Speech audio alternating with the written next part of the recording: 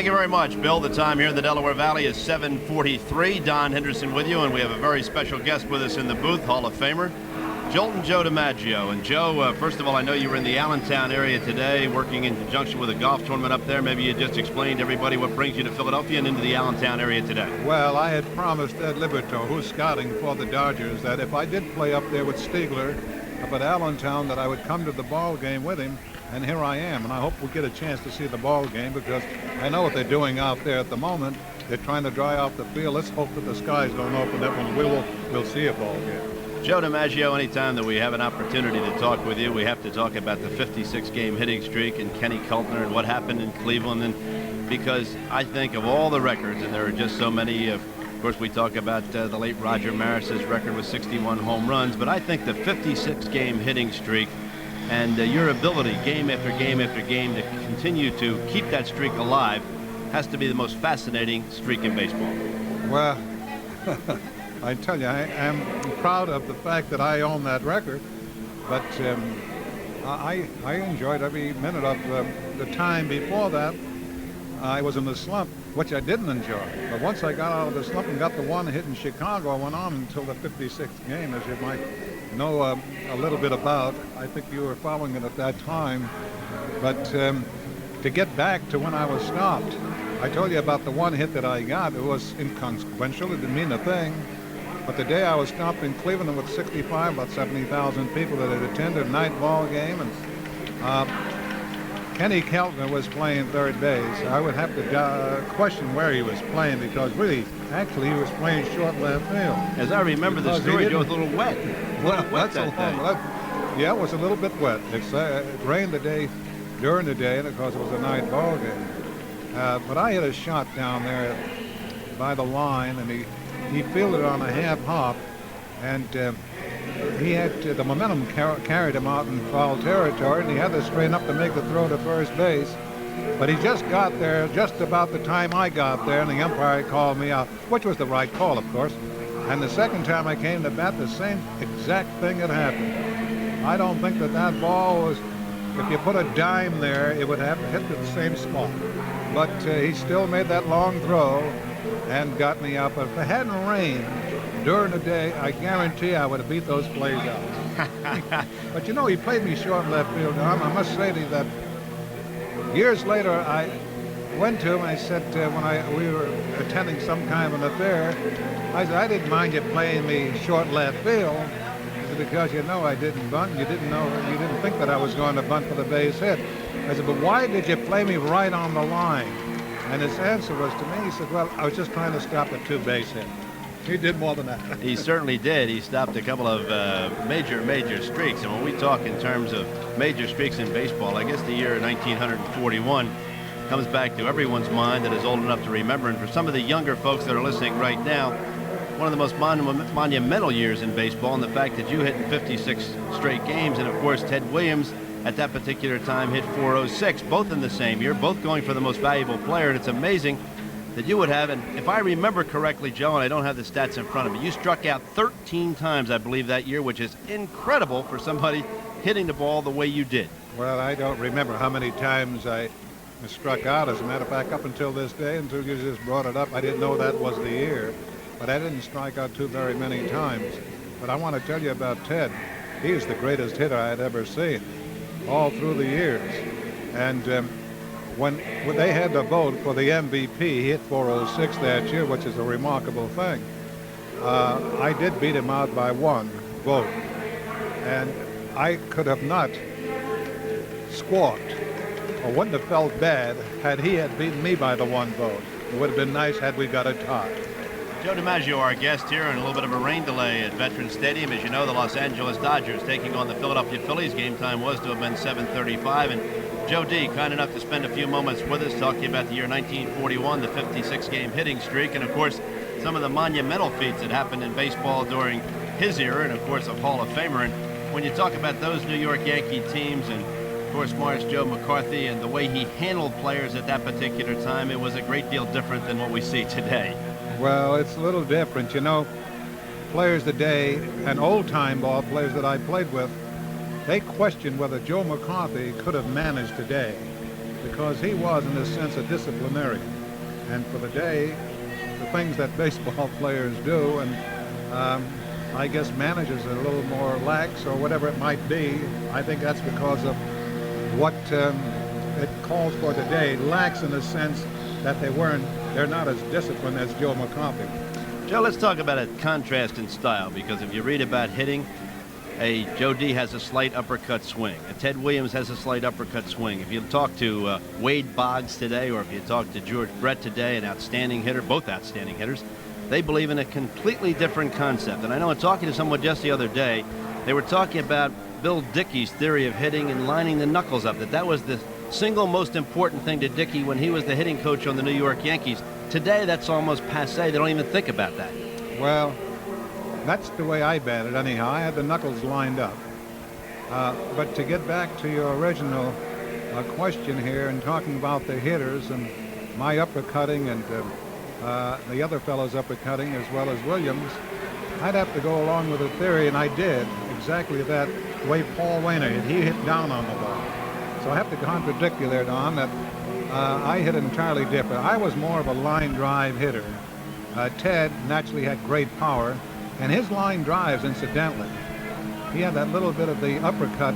His line drives were the most difficult line drive to try to catch, particularly in the outfield, because his balls used to sink on a line drive, and they were very difficult to catch.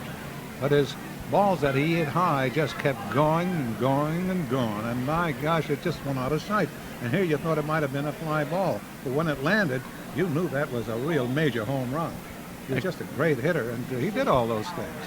Now, Brett is a good hitter, no matter what you look at there. He goes to the opposite field. Ted was a pull hitter, strictly pull hitter. The times that he did go to bat, Cleveland, for instance, they shifted the whole infield. Like the third baseman played behind second base. The shortstop was over playing practically in the second base position, and of course, second baseman between first and the second baseman, or the shortstop, whatever you want to call it. Oh, there comes the rains.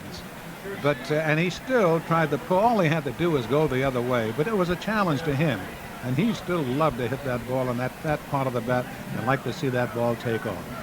Amazing the discipline that he had. They constantly talk about the strike zone and his ability to reflect and react within the confines of the strike zone. And they always talk about the one shortness of his game would be on, say, a 3-1 pitch, for instance, with the tying or winning run on third base. He was so disciplined that he would not swing at that 3-1 pitch in that situation, even giving himself up, because he was so disciplined, saying that if I once start to do that, I'll continue to do it. Well, that was his theory, and that's the way he wanted the ball to be a strike, and that he wanted it right down where his alley was. But, you know, I have to go along with the other idea, that he was the big hitter. And I'm sure, being such a great hitter as he was, that if he did swing at a ball, it might have been a half an inch outside or an inch outside. He could have been such more difficult to pitch to. They'd have been scared to death. But he had to get that base hit to drive them in. After all, he was the champion hitter for several years, and he was the best hitter in the Boston Red Sox. They had to depend on him for hitting those RBIs, particularly in those late innings. But he was just satisfied to get the, of course, you know, he had those pitches, pitching the corners, and he didn't get very much to hit, it's true. But with 3 and 2, and men in scoring position, or you have to get a man on first and third, you happen to have one there, and they didn't want to walk in to put possibly a tying run on second base at that time. Today they would do it with a man like Williams. But he, I think, had to go out and really go after that pitch. Joe DiMaggio, our guest here, and of course, Hall of Famer, New York Yankees superstar for so many years. And let's go to the other side of the game, because I always like to look at the Phil Rizzuto type player, the guy that didn't have the skills of a Joe DiMaggio in terms of size and strength, or a Ted Williams, a man that would maximize the abilities that he had. And Phil always, to me, epitomized a guy that could bunt, probably the best bunter I ever saw in baseball. And he maximized, he didn't have the greatest arm in the world, but he knew how to play the hitters. He really maximized every bit of talent that he had once he went between the lines. Well, you describe him very well there. You know, he didn't have the arm, but he sure could make the plays. And he was a pretty sharp shortstop, very smart. He knew just how far he could go out with a ball that might have been in between. The long ball, which would be perhaps the man at first base going to score on that 2-base hit, or possibly a triple. he would always let the man in the outfield make the long throw in our case, because he knew his arm was just weak enough that he just played a little beyond the grass at shortstop and taken that throw, but he wheeled around so fast. He was so sharp and fast that he got that ball right down the middle of that plate. He had a good accurate arm, but he was a pretty smart man that way. He did so many smart things. Joe, one last question, and I certainly appreciate you taking time to spend with us here on the Philadelphia Radio Network and an opportunity to talk baseball with you. The most difficult decision that you had to make as a ball player, was it the day you decided that that was going to be it, that you were going to retire? Was it somewhere else during the course of your career? At what time do you think was the single most difficult decision that Joe DiMaggio had to make? Well, I'm sure you hit it right on the head when you had to, when you said I had to make a decision whether I should retire or not. And I finally made a decision when I did retire, and I stuck with it, because the year before I had made up my mind that I was going to retire. But because of all the injuries that I had, after the season was over, my injuries left after the first 3 weeks, and I felt good. And I said, "My gosh, I'm going to give it another shot." Well, it was the biggest mistake I ever made. After the first 2 weeks I was in spring training camp, my ache started to come back, and I knew I had made a mistake, but I stuck the year out. Joe, I want to thank you very, very much. We lost a great friend over the last couple of days, and Hank Greenberg. I certainly would be remiss if I didn't at least bring that name up, because when you talk about right-handed hitters and Tiger Stadium and home run ability, and just a contributor to the game of baseball, whether as a general manager under Bill Veeck or as a player, just an outstanding human being, and certainly a great loss to baseball and to people. He was a fine person, a very dear friend of mine.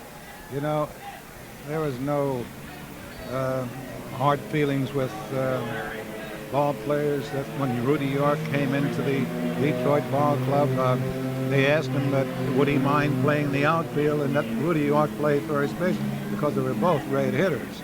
York didn't have the range that they thought Greenberg might have, and Greenberg certainly said, "I'll take a shot at it." But you know, the nice thing about Hank, he didn't just go out there to play left field because they told him it'd be a nice spot for him to do. He came to me one day and he said, "Joe," he says, "as you well know, I'm playing the outfield now." He said, "I got a lot to learn out there." And he asked me a lot of questions, and I gave him the best answers I could. And he made himself into a very good outfielder. Unfortunately, he beat us a couple of ball games. Joe, very, very nice to have you in Philadelphia. Always a pleasure with Eddie Liberatore, of course, as you mentioned, longtime scout with the Los Angeles Dodgers, covering the National League for such a long period of time, now working the National and the American League. Of course, Eddie Liberatore right here with you. For all the folks up there in the Allentown area, all those on the Philadelphia Philly Radio Network, thank you very, very much for spending a few minutes with us. Absolutely. Thank you. When you say one of the all-time greats, you can certainly say that in Joe D. 56 consecutive games, a record that probably will never be broken. That's right, 1941, the same year that Ted Williams hit .406. Of course, Joe D. was the most valuable player that year. I'm Don Henderson. We will continue from Veterans Stadium. We're not too far away from Philadelphia Philly baseball here on the Phil's Radio Network right after this.